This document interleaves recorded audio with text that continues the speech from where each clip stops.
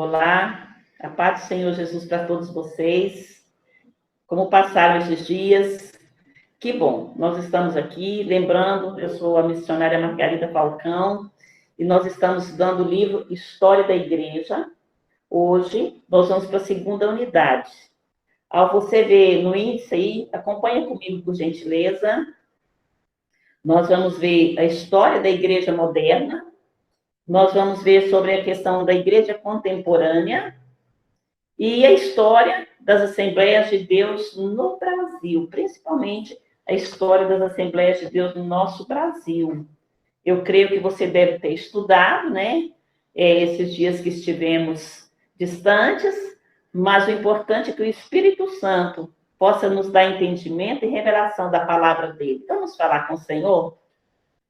Amado Pai, nós estamos, Senhor, na Tua presença, na dependência do Pai, do Filho e do Espírito Santo. Vem revelar a Tua palavra para nós. Vem nos dar, Senhor, o crescimento espiritual. Vem nos trazer, Senhor, a nossa mente, a origem da igreja. E que saibamos a cada momento, Senhor, quão valiosos somos aos Teus olhos. E que todos nós, como igreja, na terra, neste presente século, nós possamos dizer, Senhor, conta comigo. Eu sou a igreja do Senhor na terra. Amém? Queridos, então nós estudamos a igreja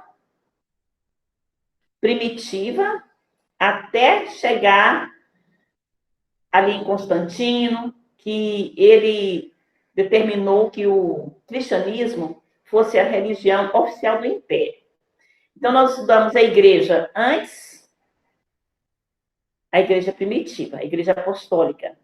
A igreja antes da reforma, a igreja precisando de reforma, e agora nós vamos estudar também a igreja depois da reforma. Vamos acompanhar, então. Eu quero que vocês compreendam que a igreja antes da reforma, ela tinha uma situação diferenciada. A igreja primitiva, ela era poderosa, ela era cheia de milagres, havia muita conversão, era genuína, era abençoadíssima. Mas com a questão da igreja estar como dependente do império, após esse período, após o ano 314, a igreja passou por uma situação complicada. Então, antes da reforma, no caso, que nós vamos ver, com o descuido das missões no período medieval, a igreja, o Estado e também o Papa, juntamente com o imperador, eles estavam em luta pelo domínio supremo do poder. Vocês entenderam? Todos eles queriam ser os líderes maiores na época. De modo assim que o espírito missionário da igreja em si, ele arrefeceu, ele foi perecendo, ele foi sendo deixado de lado, aquele espírito missionário da igreja primitiva, ele foi sendo descuidado, embora não tenha desaparecido inteiramente, porque sempre existem os remanescentes. E com o tempo, a igreja pós-Constantino, na igreja surgiu, então, movimentos de oposição contra a atitude desses líderes. Quem, professora? Aquelas pessoas cuja vida habitava o Espírito de Deus e não concordavam com as falcatruas, com as coisas erradas que existiam ali. Então, eles não concordavam com a atitude dos líderes, que eu comentei agora há pouco. O povo, ele clamava por mudança. Ele clamava por uma reforma no sistema religioso vigente da época, porque havia muitas aberrações. E eles oravam ao Senhor. E nisto, queridos, Deus operou. Deus levantou homens consagrados. Deus levantou estudiosos nas Escrituras, comprometidos com o Evangelho. Homens dedicados à oração, para serem mais uma vez, para serem novamente uma voz profética em meio às trevas espirituais, por causa da corrupção do clero, por causa da corrupção do Império Romano. Deus levantou esses homens. Eles são chamados precursores da reforma. Eles tinham em mente uma nova atitude para a igreja. Eles não conformavam, porque não era do agrado do Senhor a forma como a igreja do Senhor estava sendo conduzida. Nós podemos ver esses homens aí, foram vários, em vários tempos, em vários séculos, várias pessoas se levantaram com o objetivo de tentar restaurar a igreja do Senhor. Mas, dentre eles, nós podemos falar em John Cliff, que ele nasceu em 1334 e morreu em 1384. Foi um guerreiro pela reforma, lutando por um evangelho pleno e puro. Vemos também John Hus, que nasceu em 1369, morreu em 1415. Ele foi queimado em uma fogueira em praça pública. Ele disse assim, olha, John Hus falou assim, que poderiam matar ele, mas Deus iria levantar outra pessoa com o objetivo de dar continuidade ao movimento da reforma. Nós vemos ali Jerônimo Savonarola e muitos outros cujo sangue derramaram por amor a Cristo. Eu pergunto hoje, será que os cristãos teriam essa atitude? Se for preciso morrer por amor a Cristo, será que morreríamos por amor a Cristo? Então, eu quero que vocês entendam que a ação de Deus, a intervenção divina, ela não permitiu que a sua igreja, mesmo perseguida, fosse destruída. Vocês entenderam? Ela sempre foi preservada. A igreja sempre foi preservada e continua viva. A igreja sou eu, a igreja é você. Então, o que é que nós podemos falar sobre a reforma protestante? Eu quero que vocês entendam, então, que do ano 314 até o ano 1517, até o ano 1600, houve movimentos para destruir a igreja do Senhor. Mas Deus levantou homens preparados, comprometidos para defender a igreja e dar continuidade à obra dele. E, mais uma vez, o inimigo foi envergonhado.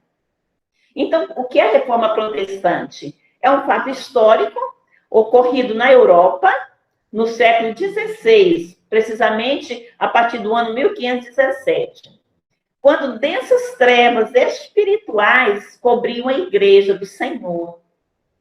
Como nós vimos lá os benefícios da igreja junto ao Estado e também os malefícios, nós entendemos que houve uma mistura de situações que prejudicou a santidade da igreja. Então, essas densas trevas cobriam a igreja desde a época do ano 314 para frente, por conta também dos desvios perpetrados por seus representantes oficiais, que achavam que poderiam fazer tudo, não precisariam observar a doutrina bíblica.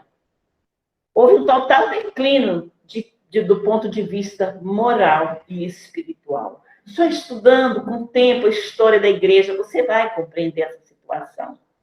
Então, a reforma, queridos, ela tinha o propósito de purificar e organizar a igreja antes de expandi-la novamente. A reforma, ela queria que as origens espirituais da igreja primitiva continuassem a ser trabalhadas antes de expandir a igreja para outros países. Tá?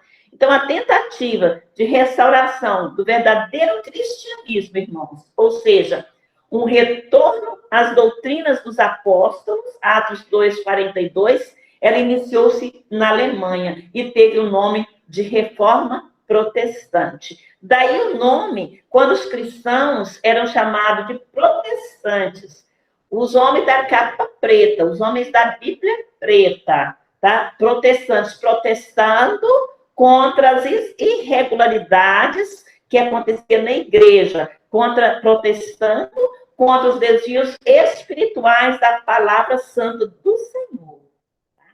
Então, o objetivo principal da reforma era defender a salvação pela fé cristã e a autoridade da Sagrada Escritura, que a autoridade da Sagrada Escritura é a primazia da salvação em Jesus Cristo.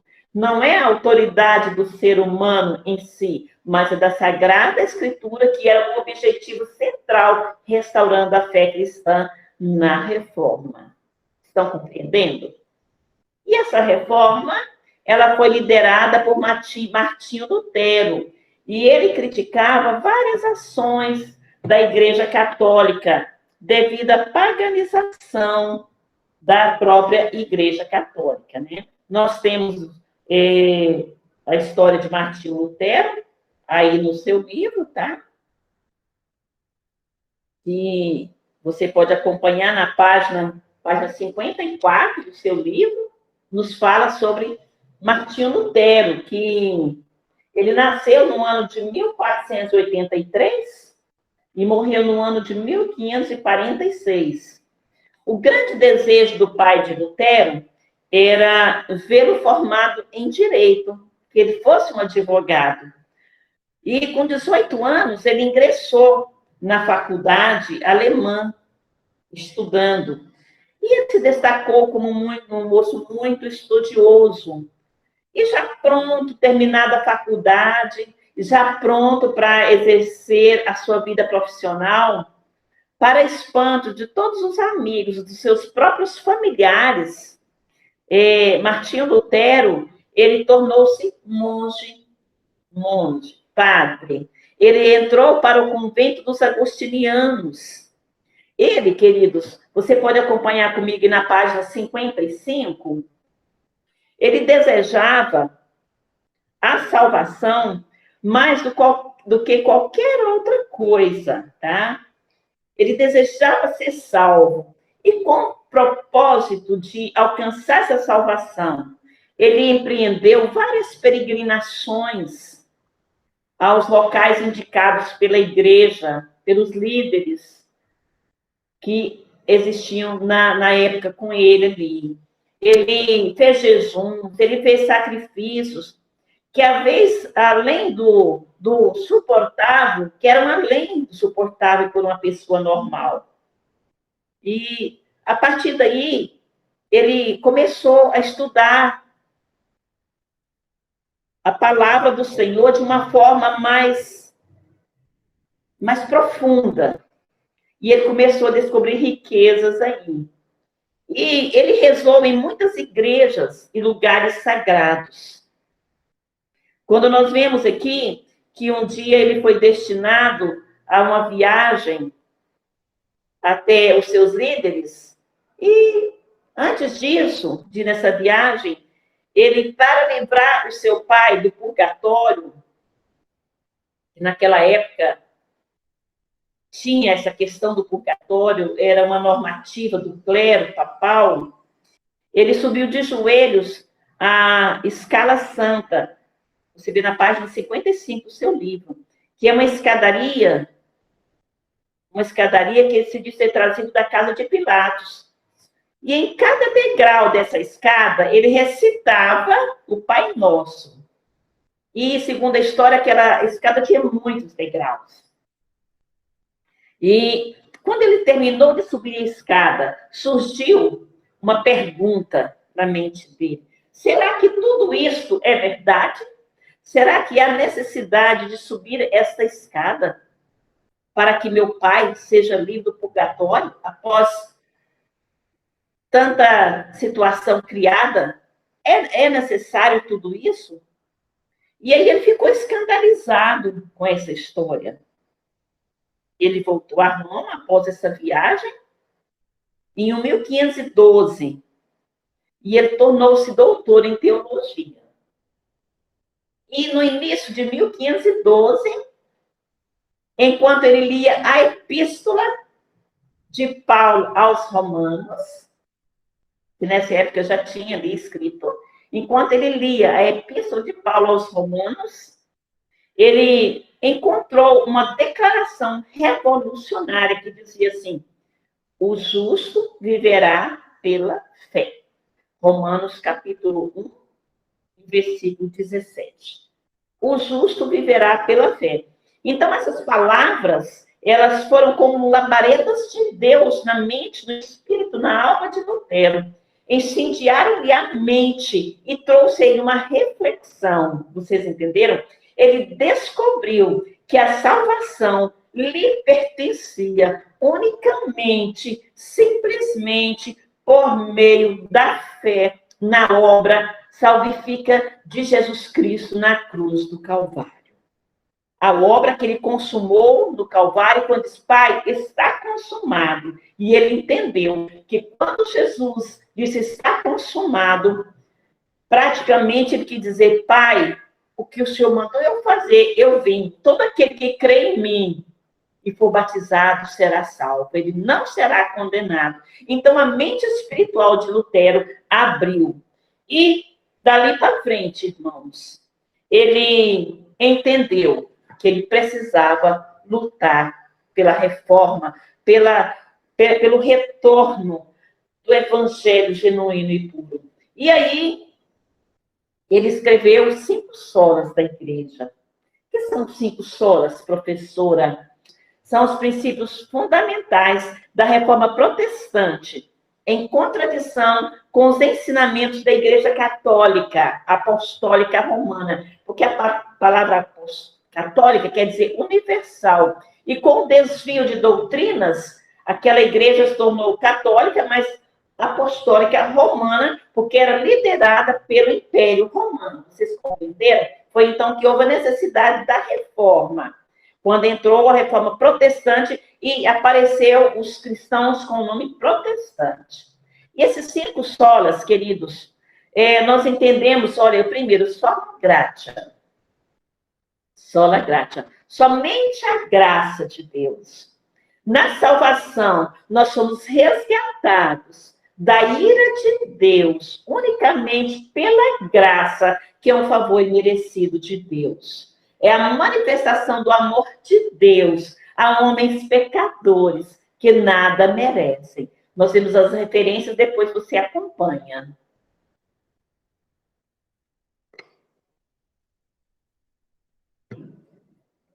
Nós vemos agora o solo fide, somente a fé. Então, primeiro veio a graça, que é o favor imerecido de Deus, agora a fé, somente a fé.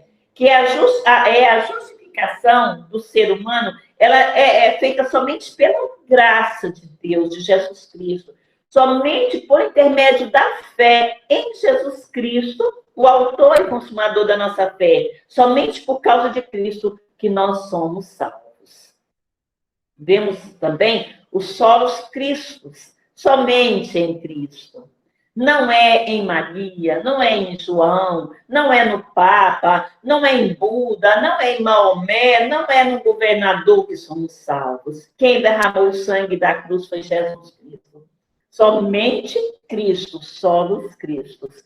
Reafirmamos que a nossa salvação, ela é realizada unicamente pela obra mediatória de Cristo Jesus. Ele é o único mediador entre Deus e os homens, Jesus Cristo. A centralidade de Cristo. Cristo, é o tema central da Bíblia. Ele é o tema central da história da igreja. Ele é plenamente suficiente para a minha salvação e para a salvação de toda a humanidade que nele crê. Somente Cristo.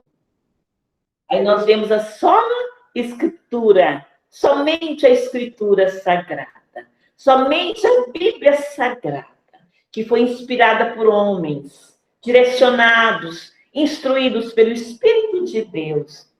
Somente as Escrituras são a regra de fé.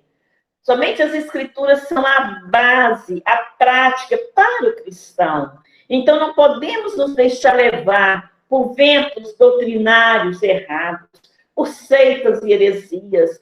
O nosso caminho é a Bíblia Sagrada, o manual do cristão, o manual que dá vida através de Jesus Cristo, que nos leva a Jesus Cristo, que é o autor e consumador da nossa fé, que nos leva ao céu. A Bíblia, ela revela Cristo. A Bíblia é o fundamento das doutrinas, as quais precisamos assimilá-las em nossa vida, amá-las, vivenciá-las, praticá-las. A Bíblia Sagrada é o manual da ética cristã. A Bíblia influencia, a Bíblia transforma, a Bíblia muda tempos e estação na vida da pessoa. A palavra da Bíblia ela transforma o ser humano. É um manual de ensino. Eu sei que você tem uma Bíblia em casa. Vamos começar a lê-la cada dia mais, a praticá-la para sermos santos, para sermos salvos, para estarmos em plena comunhão com o Senhor Jesus Cristo. Enfim, a Bíblia é o manual de ensino da palavra de Deus. E depois nós vemos o só lhe deu glória. Glória somente a Deus. Glória somente a Deus. Não podemos nos ajoelhar, nos prostrar diante de nada, nem de ninguém. O nosso Criador é Deus. O nosso Salvador é Jesus Cristo. O nosso Consolador e Instrutor é o Espírito Santo. Então, a Deus, ao Pai, ao Filho e ao Espírito Santo, seja toda honra, seja toda glória para todo sempre. Nele, por Ele, para Ele são todas as coisas. A salvação é de Deus e realizada por Deus através de Jesus Cristo. E ela é para a glória de Deus e devemos glorificá-lo sempre. Amém? Você está compreendendo? Então, olhem comigo os 5 solas da Reforma Protestante. Isso é muito importante. Tá? Lembrando que Martinho Lutero foi o grande reformador. Os 5 solas. Sola gratia, somente a graça. Sola fide, somente a fé. Solos Cristo, somente Cristo. Sola Escritura, somente as Escrituras sagradas devem ser a sua base de fé. E só lhe deu glória, glória somente a Deus. Louvado seja o nome do Senhor. Então, queridos, no dia 31 de outubro de 1517, Martinho Lutero, ele publicou as suas 95 teses de defesa do Evangelho na porta da Catedral de Wittenberg, na Alemanha, protestando contra a conduta, contra as aberrações da Igreja Católica e trazendo a público a palavra do Senhor, genuína e pura. Isto é a Reforma Protestante. E de lá para cá, movimentos começaram, movimentos cristãos, movimentos verdadeiros da palavra para levar o Evangelho. E agora, em 2017, foi comemorado os 500 anos da Reforma Protestante. Vamos continuar? E a Reforma Protestante, queridos, ela trouxe alguns benefícios. Vamos ver? A liberdade de expressão religiosa. Como eu disse para vocês, após todo aquele movimento da reforma, cristãos tiveram liberdade para sair para outros países, para outros lugares, levando a preciosa palavra verdadeira. Não estavam mais debaixo do Império Romano, vocês entenderam? Não estavam mais debaixo das ordens dos imperadores e nem das autoridades eclesiásticas romanas. Eles tomaram a base da Bíblia como fé e começaram a ter essa liberdade religiosa. E aconteceu ali o resgate do conceito do pecado. Como? Voltaram as pessoas a entender que o pecado separa o homem de Deus. Voltaram a entender que o salário do pecado é a morte. E voltaram a entender que Jesus Cristo veio a buscar o cativo, a libertar o cativo, a perdoar o pecador e restaurá-lo a Deus. Foi benefício da Reforma Protestante. Vemos também o resgate da fidelidade a Deus. A Deus, a fidelidade era a Deus e não a homens.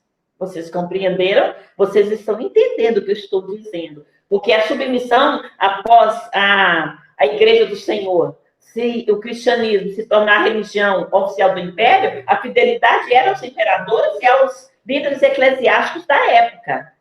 Você entendeu? E na questão da reforma, esse resgate da fidelidade a Deus foi restaurado. O resgate da verdade. E aconteceu, como eu disse, a implantação de novas igrejas. Houve a tradução da Bíblia Sagrada em vários idiomas também. Houve, com isso, o fortalecimento da sociedade e do Estado também. Tá? E o tempo passou. Igrejas implantadas, movimentos espirituais, conquista de novas almas, restauração de pessoas para a salvação. Foi assim um movimento lindo, lindo, maravilhoso, porque o Espírito de Deus agia. Vocês estão entendendo? Porque a última palavra é a do Senhor, não é do homem, é a do Senhor. E o que acontece no século XVI, como nós já andamos bastante, na história da igreja, no século XVI, surgiram as religiões anglicanas na Inglaterra, luterana na Alemanha, calvinista na França e na Suíça. E essas religiões, essas igrejas, todas elas, o objetivo delas era proclamar o Evangelho de Jesus Cristo, a salvação do homem pela fé, pela graça de Deus, pela misericórdia de Deus. Eu quero que você entenda que, com isso, o Evangelho foi sendo proclamado. O Evangelho foi sendo levado a várias pessoas, a vários países. Várias vidas foram se convertendo. Milagres voltaram a acontecer, porque a igreja era genuína, era pura. Vocês estão entendendo? A reforma veio contribuir com o genuíno Evangelho novamente. Houve também, com essa situação da reforma protestante, claro que os líderes não iam ficar tranquilos, sossegados, não iriam concordar. E o que aconteceu? Um movimento por nome Contra a Reforma. A reforma veio de um lado, proclamando o evangelho puro e santo. E do outro lado, aqueles líderes que foram desobedecidos, aquelas pessoas que perderam o poder, aquelas pessoas que não eram mais influentes em relação ao evangelho, elas não gostaram da situação e levantou esse movimento contra a reforma. Foi um movimento da Igreja Católica, porque nesse tempo já existiam os protestantes, então eram duas bases. De um lado, a Igreja Católica mesmo, católica atual, e do outro lado, os protestantes, os crentes que somos hoje. Esse movimento se levantou no sentido de recuperar o terreno, o poderio, a dominação perdido, recuperar o terreno perdido. Eles tinham o objetivo, essa contra-reforma, eles tinham o objetivo de destruir a fé protestante de qualquer forma. E, ao mesmo tempo, enviar missões católicas romanas a países estrangeiros, porque o evangelho já estava crescendo. Então, eles não se conformavam com aquilo. A adoração, a submissão não era mais ao líder eclesiástico, ao chefe da Igreja Católica, mas a adoração era a Jesus Cristo. Vocês entenderam? Então, surgiu esse movimento. E os meios empregados pela Igreja Católica aos desobedientes foram 3 os principais meios, como punição. Vocês entenderam? Houve o movimento da Sociedade de Jesus, houve o movimento também do Concílio de Trento, e um dos mais duros e cruéis foi o movimento da Inquisição, que a Inquisição era um tribunal eclesiástico para investigar e para punir também os crimes contra a fé católica. Quer dizer, ia punir todos que confessavam não crer não obedecer os dogmas romanos. As pessoas que não obedeciam, não criam naqueles dogmas romanos, eles eram sentenciados.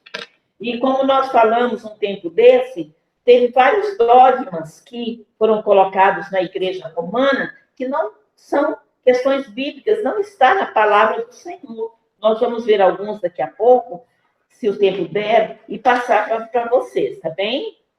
Outra situação aqui, em relação aos dogmas, eu posso listar alguns para vocês, que quem não concordasse com o culto, a adoração de imagens, quem não concordasse com a questão do purgatório, que as pessoas seriam salvas se pagasse pelos seus entes queridos que estavam no purgatório, quem não concordasse com o uso da vela nas igrejas, a vela pelos mortos, a missa pelos mortos, quem não concordasse, irmãos, com a adoração a Maria e vários outros dogmas, essas pessoas eram sentenciadas à morte, através da Inquisição. Tá? E ali, a toda a comunidade, sociedade, todos esperavam que a separação entre católicos e os protestantes tivesse fim, por causa das situações e dos meios maléficos empregados contra os cristãos. A maioria das pessoas esperava que isso tivesse fim. Só que a Igreja do Senhor sempre prevalece e vai prevalecer, porque sempre existe um remanescente em que o Espírito de Deus atua através dele. Vocês entenderam? Então, não aconteceu o que eles desejavam. A Igreja, eles acreditavam que ficaria única novamente, só que não aconteceu. Não aconteceu. Tal fato não sucedeu. E, pelo contrário, para a tristeza de todas aquelas lideranças, houve o surgimento de novas igrejas e de movimentos missionários, que iam levando a palavra do Senhor, iam levando a salvação. Vidas iam sendo batizadas com o Espírito Santo, batizadas nas águas, milagres iam acontecendo, e o nome do Senhor Jesus ia sendo conhecido, ia sendo glorificado. E você sabe por que nós temos o conhecimento do Evangelho do Senhor hoje? Porque pessoas arriscaram a sua própria vida para trazer para nós tão grande salvação. Pessoas não foram covardes em levar o Evangelho, foram corajosos, mesmo que fugissem das autoridades, mesmo que arriscassem suas vidas, foram corajosos, foram fiéis para trazer a palavra do Senhor. E quando nós entramos no século XVIII, surge a Igreja Metodista no Reino Unido. A partir do século XIX, surgiu as religiões pentecostais e neopentecostais, que ficaram muito populares nos Estados Unidos. E nesse tempo, queridos, nós podemos ver no nosso livro, bem à frente, deixa eu ver aqui a página que nós estamos, houve a questão dos reavivamentos. Você pode acompanhar comigo aí? Vamos ver a página aqui.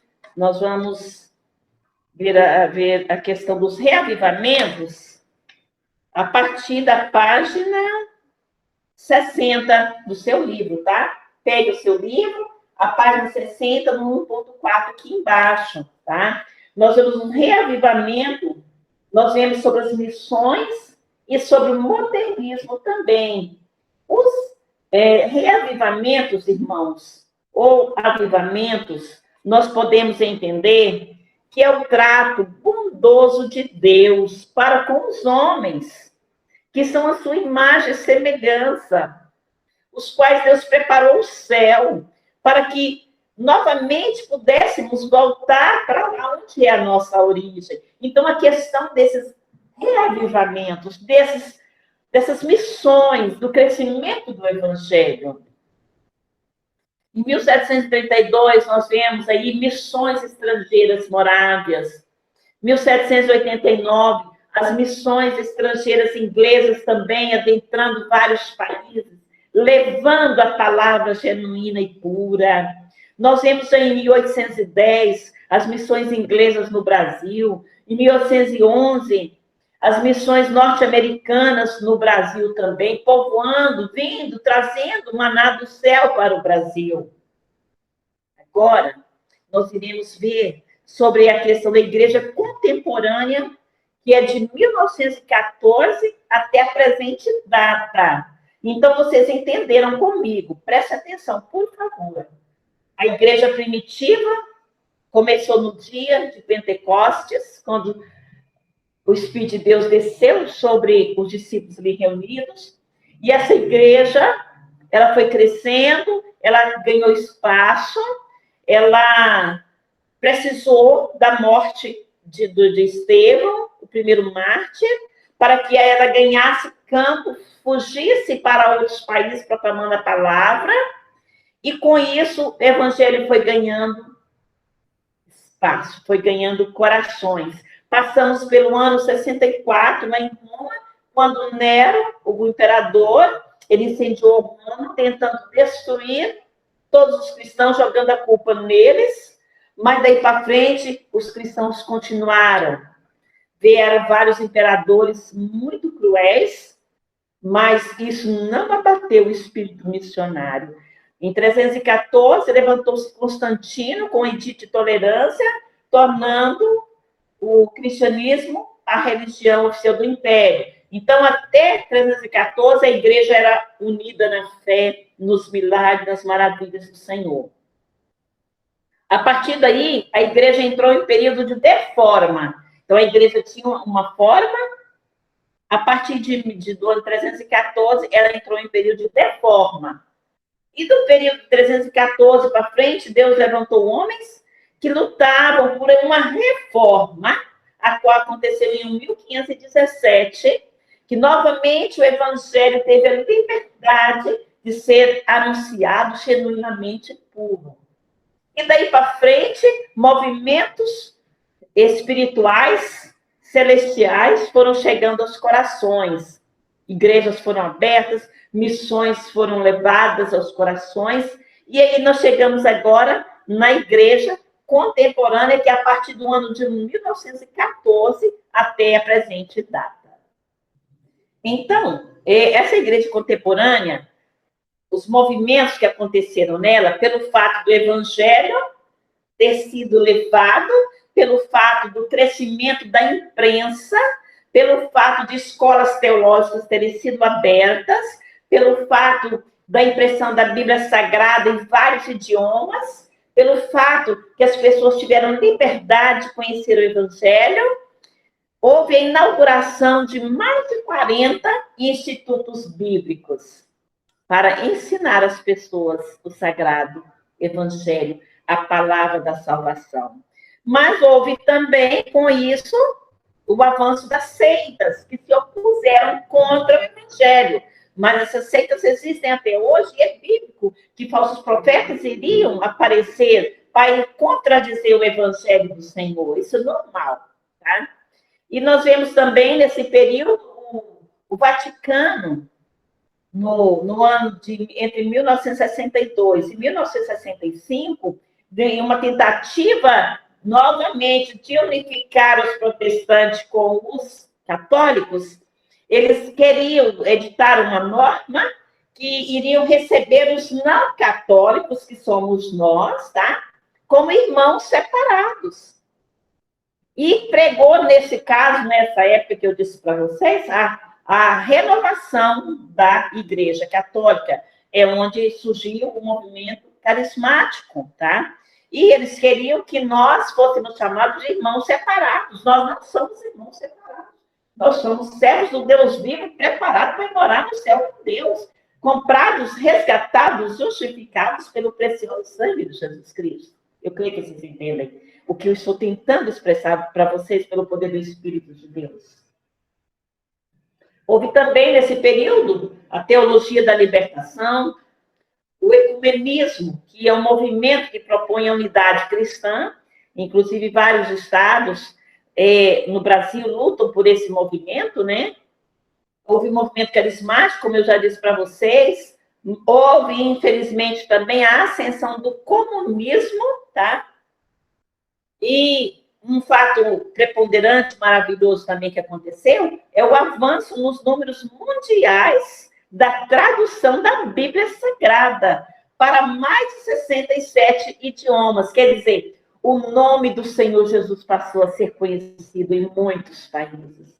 O nome do Senhor Jesus Cristo, o objetivo de Jesus Cristo ter sido pregado na cruz foi divulgado através da expansão do Evangelho a inúmeros países, inclusive na janela 1040. Você pode entender essa situação aí a partir da página 67, 68 do seu livro, tá? Depois, com mais tempo, se você ainda não tiver estudado essas páginas, você dá uma estudada que você vai compreender o que eu estou passando para vocês. Mas o importante de tudo isso, irmãos, que a igreja do Senhor prevaleceu. A igreja é do Senhor Jesus Cristo. A porta que o Senhor abre, ninguém fecha. Não há diabo, não há demônio, não há capeta que venha fechar a igreja do Senhor, porque ela foi comprada e remida pelo sangue de Jesus. E Jesus Cristo é o cabeça da igreja, e a igreja é o corpo de Cristo. Amém? E nós vamos ver agora a história das Assembleias de Deus no Brasil. Nós entendemos que chegou várias missões ao Brasil. Nós entendemos que chegou os anabatistas, chegaram várias denominações, todas cristãs, no Brasil. E a Assembleia de Deus, professora? Quando foi que ela chegou ao Brasil? Nós vamos pegar aí o nosso livro, tá? Na página 71, onde você vai estudar a história das Assembleias de Deus no Brasil, tá? E nós, resumindo a história, nós vamos entender que no dia 19 de novembro de 1910, tá? Os irmãos suecos, Gunnar Wing e Daniel Berg, eles foram batizados no Espírito Santo, lá onde eles moravam, em outro país. E, sendo batizados pelo Espírito Santo, eles receberam a mensagem profética do Senhor para virem a um determinado país, o nome Brasil, que eles procuraram no mapa depois, numa cidade, no estado por nome Pará. Eles procuraram no mapa e eles seguiram viagem procedentes dos Estados Unidos da América. Eles pegaram um navio, e eles vieram para o Brasil, navio por nome Clemente, e aqui eles começaram a anunciar o Evangelho do Senhor Jesus Cristo. Se você ver comigo, na página 72, você vai ver no tópico 3.2 que diz assim, olha, os historiadores que se ocupam com o estudo do avivamento pentecostal do nosso século, eles são unânimes em mencionar a rua Azusa, na cidade de Los Angeles, estado da Califórnia, nos Estados Unidos, como centro irradiador, de onde aquele despertamento do batismo com o Espírito Santo se espalhou por outras cidades e nações. Dentre essas grandes cidades norte-americanas que foram visitadas pela influência do avivamento pentecostal, destacou-se a cidade de Chicago. E enquanto o avivamento conquistava terreno, leia comigo aí, e dominava a vida religiosa da cidade, fatos de alta importância estavam acontecendo também nas cidades vizinhas, entre dois jovens que ficaram intimamente ligados à história da Assembleia de Deus no Brasil, que no caso é quem eu estou falando para vocês, os suecos Gunnar Wing e Daniel Berg, tá? Que foram batizados no Espírito Santo ainda lá, antes de chegarem ao Brasil. Ao crer na doutrina pentecostal, que eles já estavam no Brasil, no caso, lá no Pará. Ao crer na doutrina pentecostal, pregada pelos dois missionários, no dia 2 de junho de 1911, na rua Siqueira Mendes, número 67, na cidade de Belém, sendo a irmã Celina de Albuquerque, ela era membro da Igreja Batista de então, na época, Batista, não da Assembleia. Então, os irmãos pregaram aquela palavra do batismo do Espírito Santo, e enquanto ela orava, ela foi batizada no Espírito Santo. E com isso surgiu toda uma história que vocês irão ler, que o pastor não aceitou esse movimento, e dali Deus permitiu para que fosse criado, tá, o nosso movimento, o pentecostal da Assembleia de Deus. Então, esses dois missionários, Gunnar Wingre e Daniel Berg, eles foram os responsáveis por fundar as Assembleias de Deus no Brasil. Inicialmente, a igreja foi batizada como Missão de Fé Apostólica, em Belém do Pará, entre 1910 e 1911. E com o crescimento da igreja, meus irmãos, com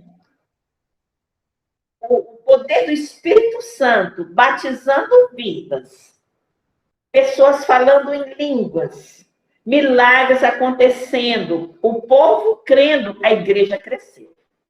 E era necessário a igreja ter um estatuto de funcionamento perante a questão governamental. Então, no dia 11 de janeiro de 1918, Gunnar Wingre, ele registrou o Estatuto da Igreja. Ele registrou o Estatuto da Igreja com as normas, com direitos, com deveres, no cartório de registro de títulos e documentos do primeiro ofício em Belém. E aí, burocraticamente, foi criada a Igreja Assembleia de Deus no Brasil, porque espiritualmente o Espírito de Deus já tinha criado, né? Então, é o Estatuto da Sociedade Evangélica Assembleia de Deus. Fortes trabalhos, irmãos, surgiram da noite para o dia, aqui, ali, lá, em vários lugares do território brasileiro, tá? Numa demonstração de que esta obra pentecostal nascera no coração de Deus.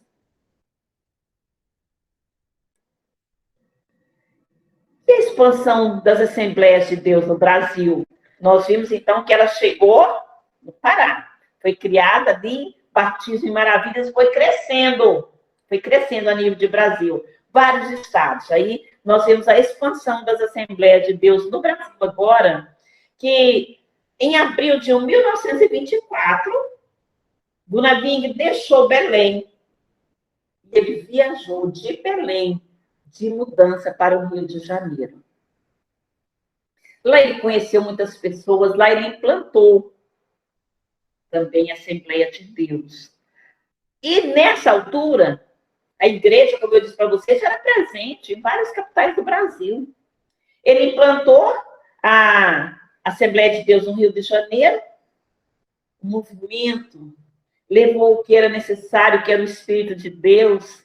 E nesse inteirinho de tempo, pouco tempo antes, nasceu o menino Paulo Leivas Macalão, filho de um militar muito renomado, e que desejava que esse menino ele fosse advogado.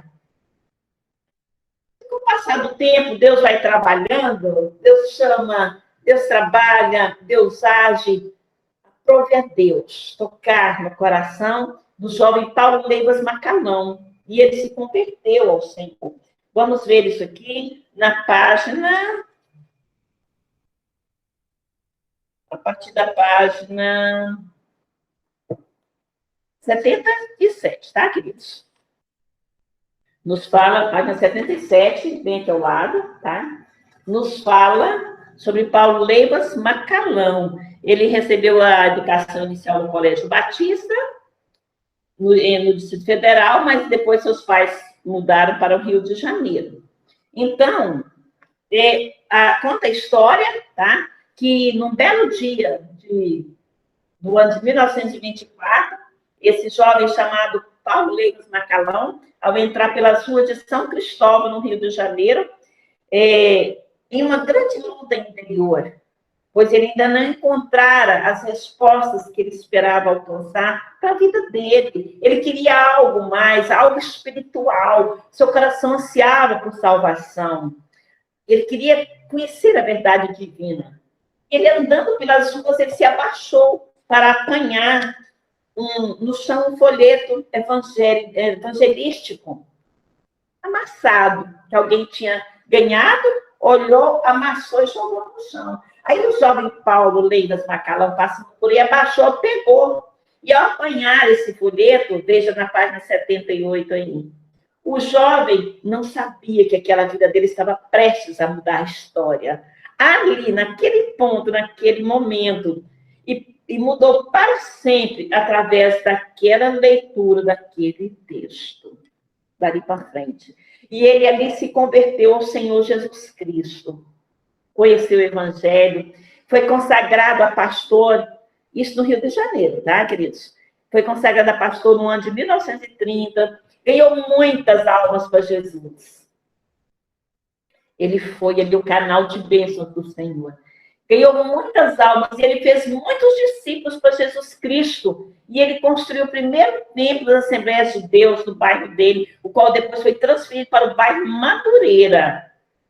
Isso quer dizer o quê? Que então a Assembleia de Deus, Ministério Madureira, ela nasceu ali no bairro Madureira, no Rio de Janeiro, através de Paulo Leiras Macalão. Tá? Entendeu agora o sentido da palavra Madureira, o Ministério Madureira? Veio do Rio de Janeiro. E, queridos, ele corrigiu, ele ampliou a harpa cristã. Ele foi consagrado a pastor, tá? No ano de 1930, ele se casou com a Zélia Brito e teve filho. E aí ele veio trabalhando, veio fazendo o melhor que ele podia para o Senhor Jesus Cristo. E por isso, o evangelho foi pregado a vários lugares. Aí você pergunta, professora, e como que chegou?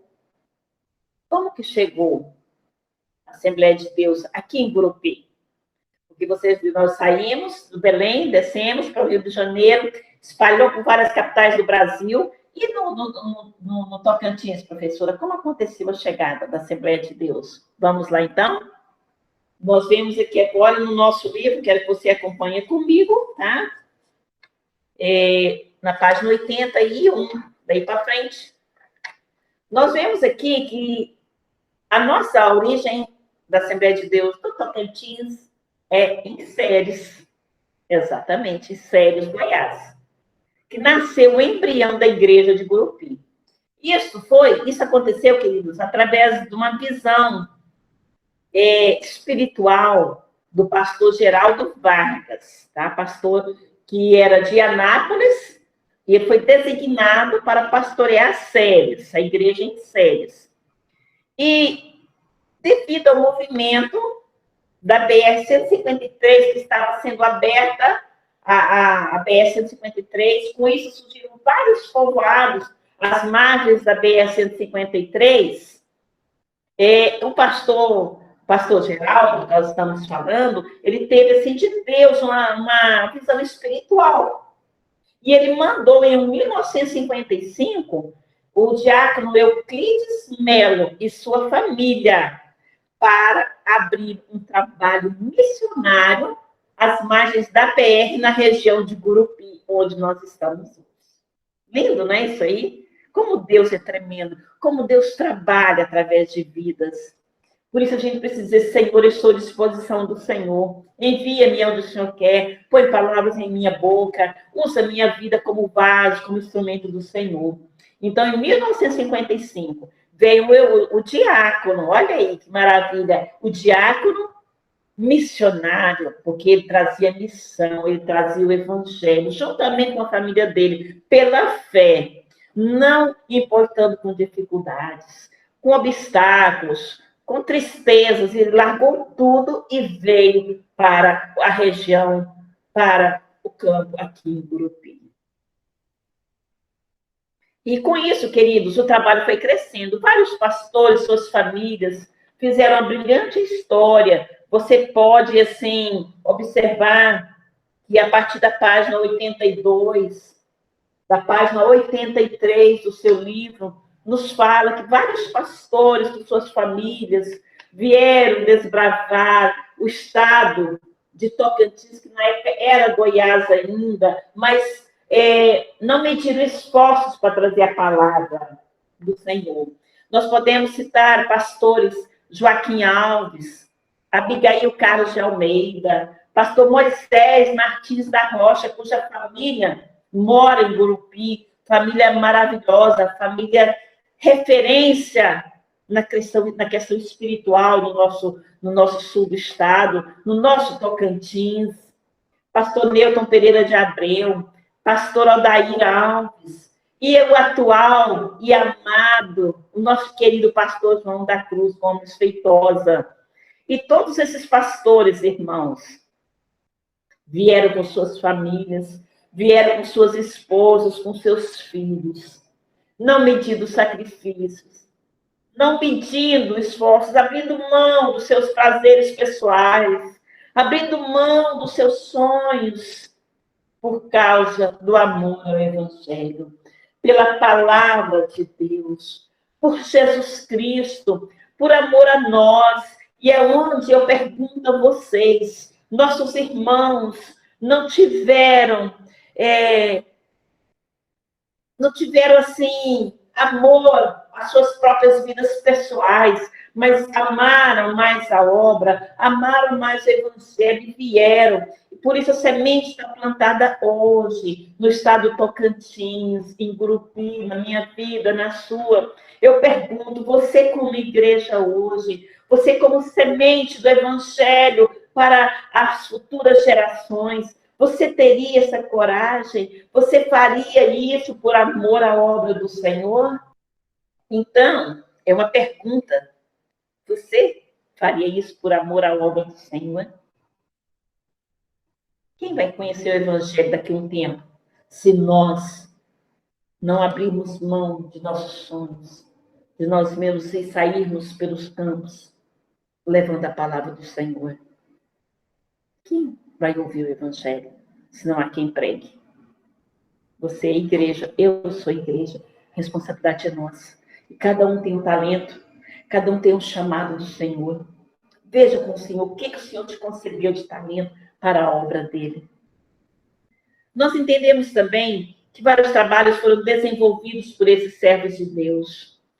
Nós vemos aqui na página 87 do nosso livro que teve pastores com um grande espírito evangelístico que abriu o campo de Gurupi, abriu frentes de trabalhos em várias cidades. Nós vemos aqui outros pastores que pagaram alto preço para a implantação, para o crescimento, para o desenvolvimento da obra de Deus. Teve autonomia administrativa e jurídica de algumas congregações, abertura de trabalhos com construção de templos em várias cidades, fundação do IESEG, construção do templo matriz aqui em Gurupi, o estabelecimento do curso de líderes de treinamento de obreiros. Então, nós vemos também a implantação da convenção estadual na cidade de Palmas, cujo nosso presidente é o pastor Amarildo. E, com isso, Deus dando visão missionária a esses homens e eles levando a palavra.